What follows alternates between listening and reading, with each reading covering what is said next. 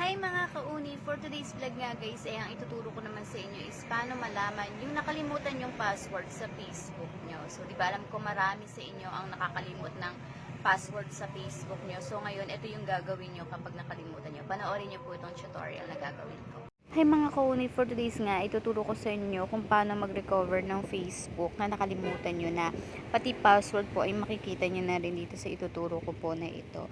Okay na okay po ito sa mga maglilipat ng phone sa ibang phone. Tama ba ako? Maglilipat ng ibang account sa ibang phone. Yun nga po.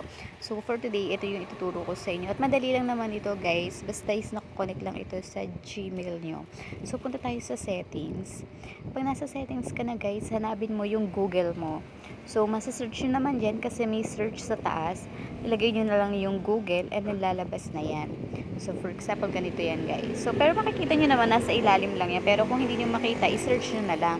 Ayan, Google. At lalabas po yan dyan sa taas. At pindutin nyo na po. Papupunta ka sa Google service nyo.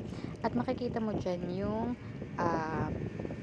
ayan, ano ba to? Hindi ko makita. Ayan.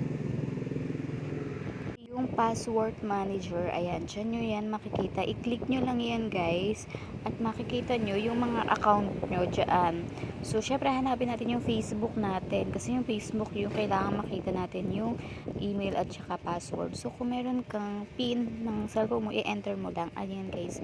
Makikita mo na yung Facebook, email mo at password. So, sa akin, guys, dalawa yan. So, dalawa yung lalabas. Ayan, pwede nyo yan i-view.